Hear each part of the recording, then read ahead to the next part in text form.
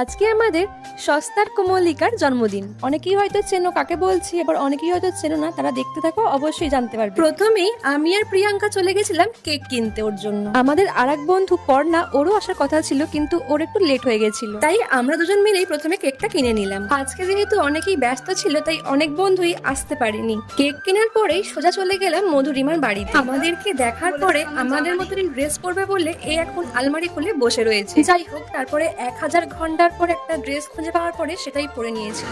এর পরে যা যা কাণ্ড হলো তোমরাই দেখে নাও।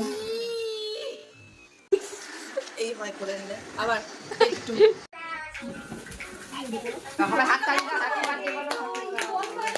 আমি নেই আবার